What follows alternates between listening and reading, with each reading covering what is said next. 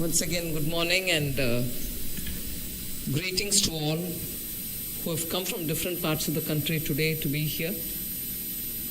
Revenue Secretary, the Chairman of the Board, and members, other members of the Board, distinguished audience. Let me first congratulate all the award winners, 29 of them, if I understand, for distinguished service. Revenue Secretary was quite right in saying not many of you all are getting the award, but for those who got it today, it is a singular achievement, but of course backed by the team with which they work and the support of the families.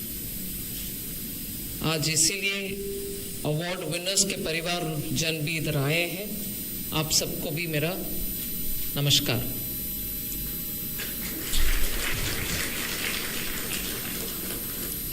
So the officers who we are trying to recognize today are people who are working in the areas of GST and also customs.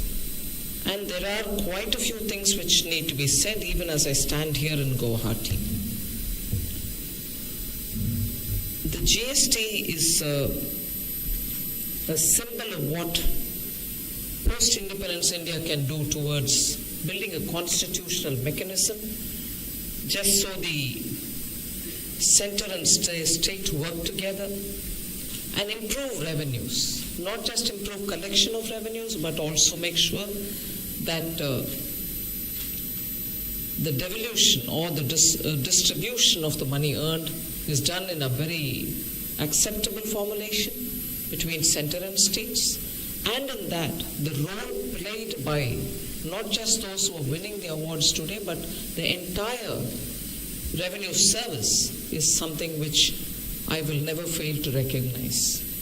But in doing so, post-independence, if we have created an institution which represents both the center and the state and holds constitutional authority and works together to make sure that we constantly improve the structure from the point of view of compliance for businesses and the structure from the point of view of officers who are going to have to work with the businesses who are the SSCs. So it is one of the biggest achievements, I would say. And in that, the role of the officers in getting a GST together in the name of one nation, one tax, giving states the authority that they need in deciding how to go about it, is a singular achievement, I would say, and I would certainly take the name of my mentor, my predecessor, Shri Arun Jaitley, who had to sit through sessions after sessions to have everyone come on board. But we've heard this story of GST, so we'll continue to improve the performance of GST and so on. But I would take this chance, being here in Guwahati, to speak about the GST in the Northeast. And that is where I think the story of success actually is embedded. The goods and services taxes principle largely is on the basis, a tax on the basis of consumption, not just tax on the basis of where it is produced. And as a result, unlike the central sales tax, which is an origin-based tax, GST is a destination-based tax, and it wouldn't be an exaggeration to say the Northeast states have actually benefited from the GST. And as a result, you find the Northeast, the consuming states have shown remarkable improvement in the GST collection and also therefore the quantum which goes back to the states in the name of the distribution which happens. Here, I would like to highlight the fact that before I go to the collection and distribution which benefits the Northeast, I want to give credit to the state of Assam for being one of the first states to ratify the GST. Assam was the first one to ratify. And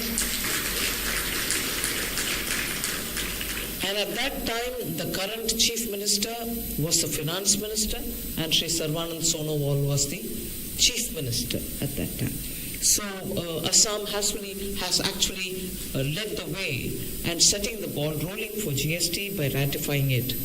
And as you would be familiar with the process, at least 50% of the states will have to pass the constitutional 122nd Amendment Bill of 2014 for the introduction of this GST. Now, post the GST bill was passed in the Lok Sabha. I think it was passed on 8th August 2016. Within 4 days after that, Assam ratified the GST. Within just 4 days, understanding the significance of what GST means to get this nation as one nation, one tax. So on the 12th of August, Assam also passed it. Equally, Assam was also the first state in the country for ratifying it and later on seeing the distinct change in the collection pattern.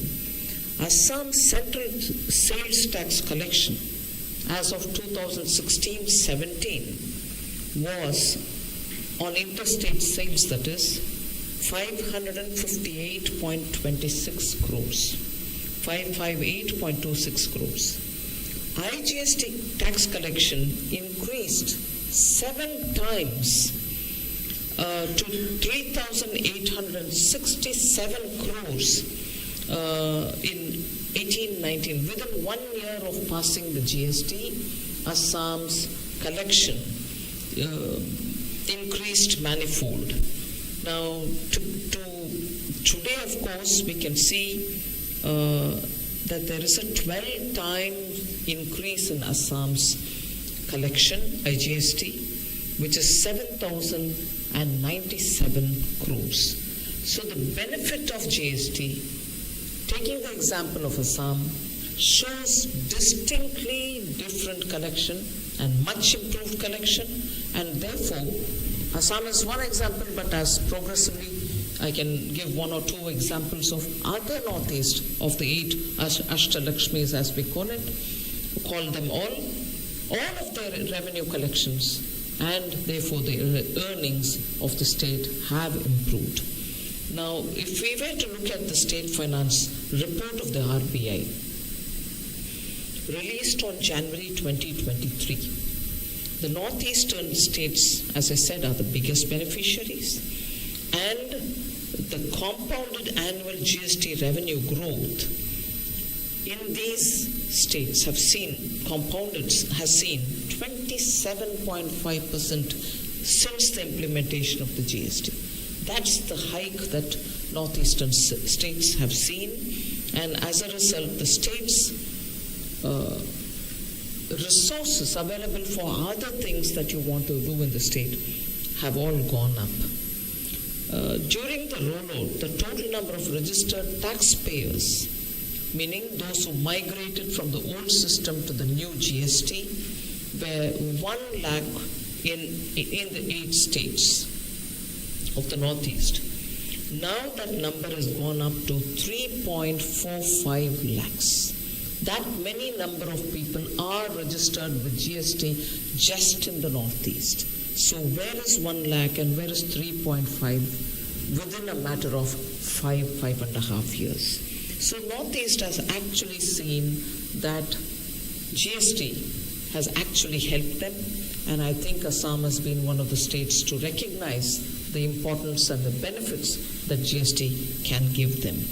However, of course, there is still chance and scope to widen the tax base, and I think the award-winning officers and the rest of you should also focus in the northeastern areas to how best we can build in greater awareness among small and medium businesses and traders to ensure that they come and enroll themselves in the GST.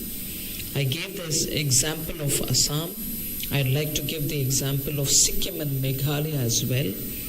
At the time 2016-17, prior to the GST, Sikkim's revenue collection 16-17 was 263.5 crores. Today it is 3,136 crores, Sikkim post-introduction. Then Meghalaya, 587.21 crores prior to the commencement of GST, again 1617. Today they earn 2,078 crores. So it is not a few hundreds of rupees. It's in thousands that the difference has shown. So I think it is very important that the interest and the purpose of being together in the GST is periodically reminded, and more people are brought into the system so that the benefits of this will reach the state and therefore directly to the people. Several improvements have been done in the GST. I'm not going into them, but the fact remains that the capacity of the GST IT infrastructure has consistently and steadily been kept up. It is actually now able to take huge loads, even if they are all concentrated on a single day. I think I said this once before, I'll say it again here. 37.74 lakh maximum e-way bill have been generated in one day. The capacity of your infrastructure is serving the purpose that if there is a rush on a single day, it still can take it. So 37.74 lakh maximum e-way bills. I'm not talking of just the Northeast, I'm talking of the entire country. 9.78 lakh highest payment transaction within one day. 24.85 lakh highest return filing in a day, and 17.48 crore maximum e-invoices uploaded in a month. So it is important again to keep the GSTN constantly tested for the severest load that it can take, because you expect the SSEs to spread it through a week or a month or a few days, but no, sometimes it so happens that all of them are there on the same day wanting to do the same thing on the system. Now, if this is about GST, the customs and Northeast, it's a very important thing because 5,000 kilometers of border line, and that accounts for about 7.7% of the total area of the country. Borders with four major neighborhood countries: Myanmar, Tibet, Bangladesh, and Bhutan. And here you're talking about 25 functional land custom stations where your presence is invariably there, along with also now where we are bringing electronic data interchanges as well, of which 20 land custom stations are bordering Bangladesh. 3 are with the Indo-Bhutan border and 2 are in the Indo-Myanmar border. And only 15 of the 25 are EDI, electronic data interchange. And in the last 2 years, the rapidity with which this is happening is commendable. Nevertheless, I would want the 25 done within December of this year.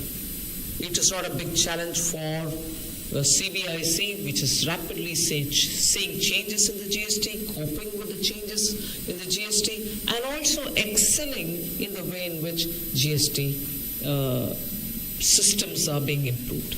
I really fail to understand why we would want to consume more time in making the rest of those land custom stations electronic. We should do it at the earliest. It helps us to get a better picture of what moves in and out. And also, the moment you do electronic, there's a lot more transparency. But I wouldn't say that will cut down on customs, but it is important on smuggling. But it is for you, therefore, to focus your attention far more on stopping smuggling, and the kind of things which are getting smuggled through the Northeast are worrisome. We are quite used to seeing huge amount of gold and ganja. But now chemical and artificial drugs are getting into this country in unbelievable numbers. You are successful, and I give you credit for that. You are successful in stopping them, bringing in systems where you're able to have information reaching you well in advance and therefore detect smuggling. But more needs to be done, and also cigarette sticks are killing people and killing even the small industry which is available in India for selling cigarettes. We don't want to encourage selling cigarettes. But Indian cigarettes, which are licensed producers of cigarettes, are now being drowned by the unlicensed smuggled cigarettes. We want no cigarettes at all in this country, but if there are cigarettes which are being manufactured in this country with legitimate license, they are now gone because we are not getting rid of cigarettes, but we are getting rid of our own cigarettes at the cost of the smuggled cigarettes which are coming in, which we are not able to detect successfully. And they are right under our nose, even in Delhi, in cities like Mumbai, where policing should not be a problem. But equally all of them, heroin or cigarettes or other drugs, are to be detected better. I know it's the day for felicitation. I know it's also the day for making sure that those who are getting awards are also going to serve as motivation for the rest of the forces. So I won't take too much of your time, but GST as a whole is setting standards. Indian customs are world class. You get to know from people when you meet outside that Indian customs officers are really absolutely knowledgeable. They have excellent thoughts to share. They are improving their systems. So whether it is your GST or whether it's your customs, you're known for the professionalism that you show. And that is globally recognized. And therefore, on this day, for those who get the award, felicitations are due. I will give them. But for the entire force, the field formations, the board, all of you are recognized all over the world, and I take this opportunity also to commend you for the service that you're doing. It is a sovereign work. It is a work only you can do. It's not something which anybody can be also outsourced to do your job, but that is yours, and you're doing it in great dedication. So I take this opportunity to praise your service and the contribution that you're making to this country. Thank you very much.